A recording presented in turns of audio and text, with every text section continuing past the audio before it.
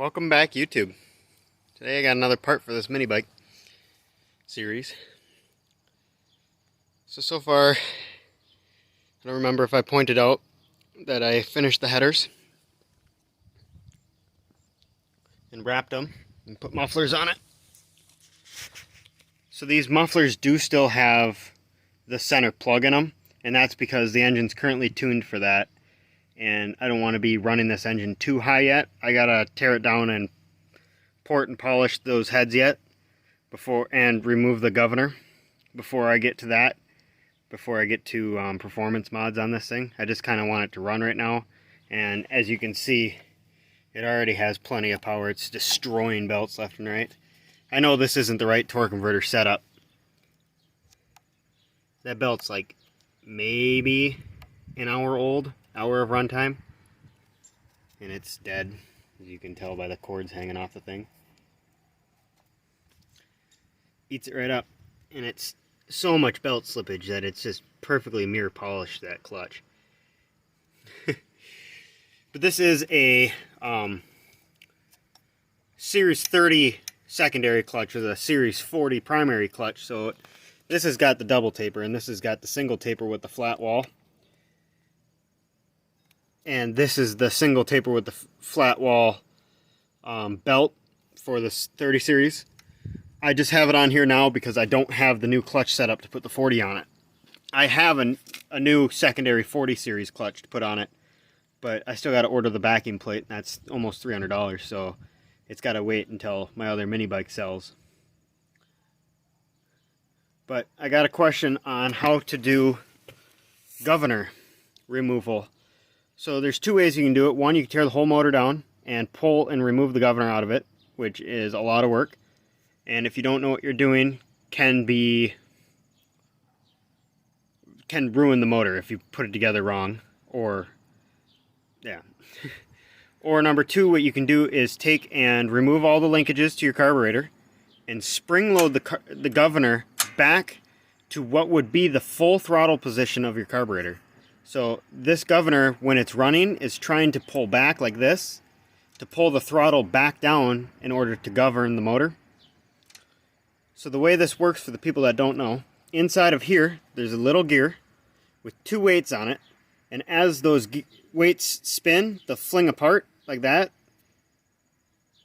As they fling apart, they tip like this and they push up on a pin. That pin pushes on a lever in here, which will push the governor back like this as it gains speed due to the centrifugal force on those two counterweights flinging apart. And so what you're trying to prevent is those weights coming off. By preloading this with a spring, it's not allowing this to flop around. It's holding it back. And so it's in normal operating mode for the governor. And as it runs, you can see that this will move. It's still trying to govern the motor, but there's no physical linkage there, so it can't. This does work on all regular mini bikes, stuff like that. You just got to remember that it's not removing the governor that will kill the engine. It's the high RPM that's going to kill the engine. So you need to make sure that you do not run that engine at wide open throttle, like, say, down a hill on a normal centrifugal clutch without using one of these torque converters. Otherwise, it is going to blow up. But the governor should be just fine, disconnected and spring-loaded like that. I've done it for quite a while. This motor's been like this, and I've revved this thing up to probably 6,500 RPM plus. I can't tell you that for sure, but from the sound of it, it's really cranking. And obviously, no problems. I am going to be removing this, though, just because I don't like the way it looks. You can also get away with, say, cutting it off here and putting a spring here to somewhere. This is the old throttle spring, so that's what that is. Okay, next I'll show you inside here. I know it's hard to see. This is all custom, that linkage is, so you have to figure out a way to do it for yourself. It's not easily explainable how to do that. Maybe someday I'll cover it in another video, but for the time being, you're just kind of have to figure something out that'll work for you in your situation. And then I rarely need the choke, but if I do need the choke, I just have it so it's spring-loaded open. And so then you can reach down in here and just push it over long enough to start the engine. This engine really doesn't need choke though. Almost never needs choke. Down here, the oil filter, all I did was cut it off, or unbolt it, cut it in half, and then I tapped and threaded these for a 3/8 national pipe thread, and then put in 2 barb fittings, and then 2 hoses, and then did the same thing back there. So then the oil comes over, gets filtered, and then gets sent back to the motor. Now surprisingly, this fuel line that I've got, you can see how close it is to that header. No signs of burning or fatigue on it at all. And then temporarily, the switch that was hanging off the side of this is a low oil pressure cutoff switch. It doesn't need it to run. If you disconnect that, it'll run. And in my case, I'm not using that because I have a gauge, and I just keep an eye on this gauge and make sure that it doesn't blow up. I'm always watching, or I try to always watch this. This is going to get eventually relocated probably up between the forks there on a regular gauge, and I'm also going to put a temperature gauge on this thing. Yeah, so there's oil filter setup and oil pressure gauge. Back here is the fuel pump. I just relocated it. It used to be up here. I just relocated it right there. Just tapped and drilled a couple holes in the frame and mounted it up there. Because my clearance on the motor here, if you can see that, not very much. There's about a 32nd of an inch in there. It's not touching, but it is damn close. Can't see it. So, if you couldn't tell, this is swapped. I took this cover off and just switched them one for one. And put... Alright, as I was saying. And so then I just put this other valve cover on over here. And ran my oil, my breather line to my fuel pump from here. Seems to be just fine there. No heat, nothing. It seems pretty good. You can see in there how tight that hose is, and I see no visible signs of any fatigue on that hose. Seems to be in good shape yet. If it does become an issue, I'll figure something out. Maybe put a stainless steel heat shield around that muffler. The new clutch is going to require me to remake this header. Okay, next we've got, this is just one of those Amazon fuel tanks, and I've just got it simply set up to run back there. Not much to it. It has a couple clamps around the frame. I did have to get longer bolts for it, but other than that, it was good to go. So this starter does not have a solenoid connected to it in any way, shape, or form, because the solenoid would be separate on the mower, and so that means I had to come up with one. I just bought this one off Amazon for 20 bucks, something along those lines, and I just took and found a nice little neat spot to tuck it in here. Made this little bracket for it, painted that up, drilled a couple holes in the frame. So we got, here is our signal start wire, and then here's our power lug, and then this is power 2 starter, and that just goes down, bolts right there on the starter. And then this other wire here just goes and jumps right to this bolt right there for ground. This breather, I'll probably get questions about that. This breather is currently open.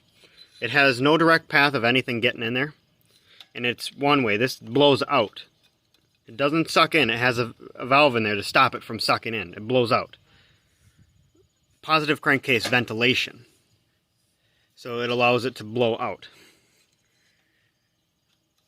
And now that does spill oil everywhere, as you can tell.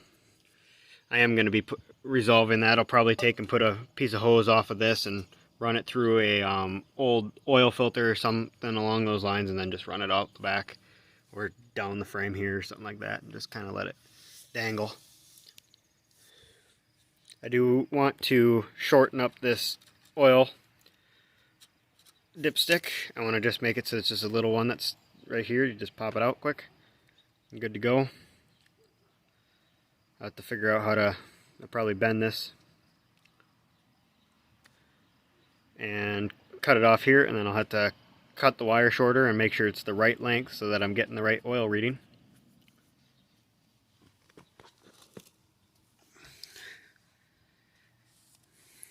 Yeah, all of this pipe was bent on a Harbor Freight 12-ton or whatever hydraulic bender. Worked really good. Nice smooth bends.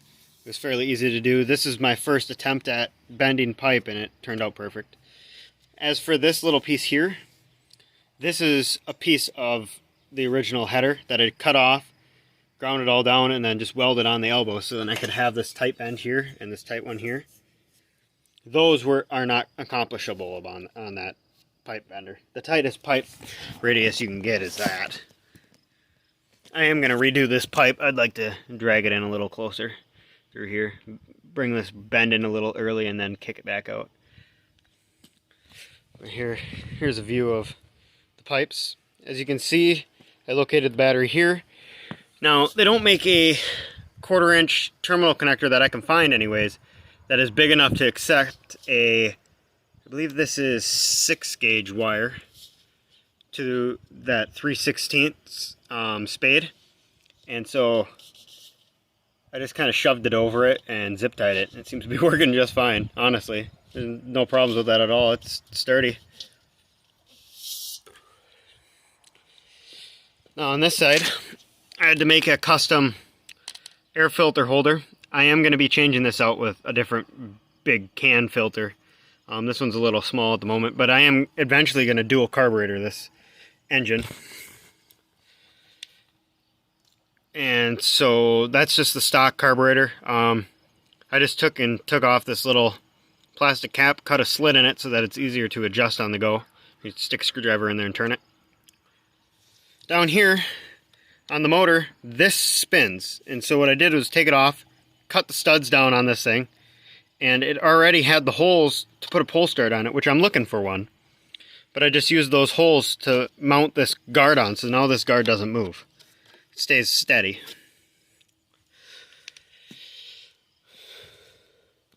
Yeah, well, I'm sure you want to hear it run. So now I got a kill switch. Then you got the master switch. Flip that on, and the engine start button comes on.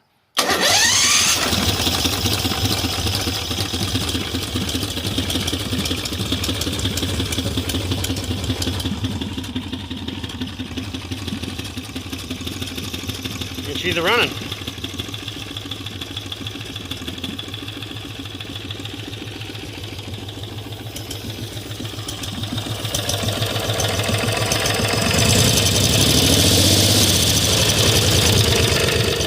It's just idling so low that it hardly picks it up.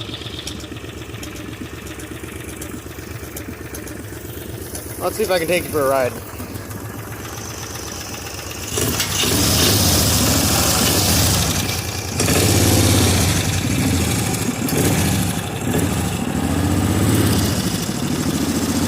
Don't be surprised if I have to put you down for a minute.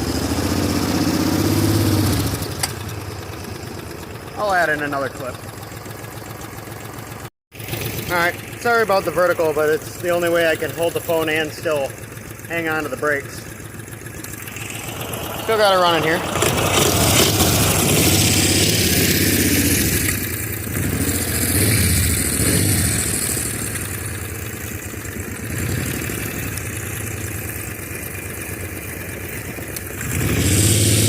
I'm hoping not to drop my phone.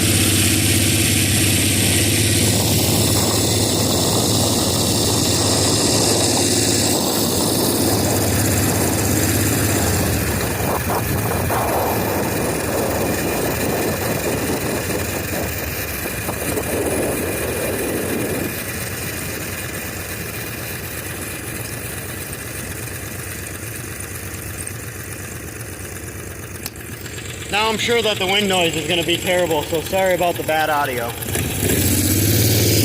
Nobody coming? Let's go.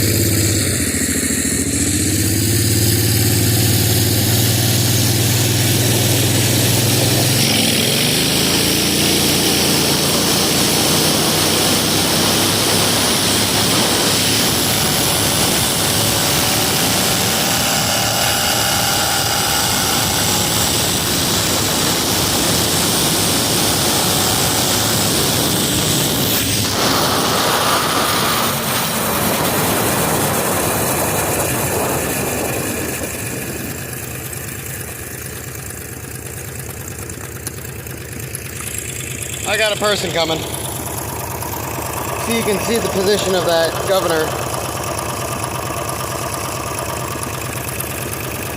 The stronger the spring, the better. I got somebody coming.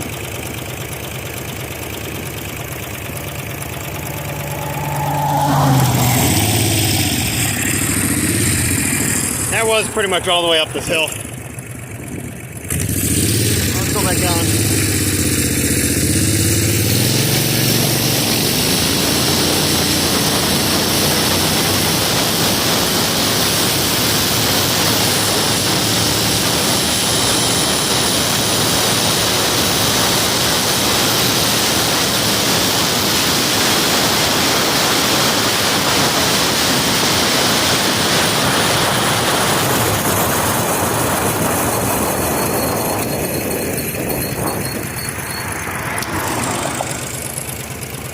Damn zoom.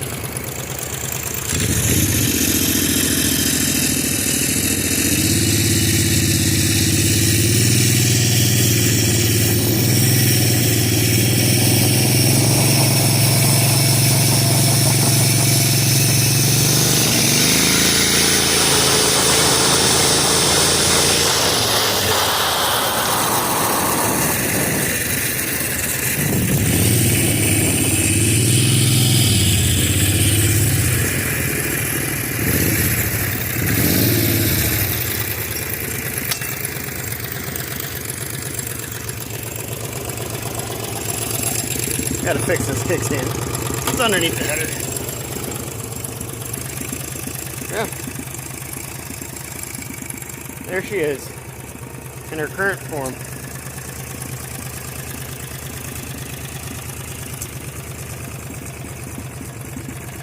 I know it still needs tune-up. But it's pretty damn good for what it is. Oh. Here, come back to this side here. Make sure to like, subscribe, and leave a comment. This is Crazy Builder 141, signing off. Have a good day.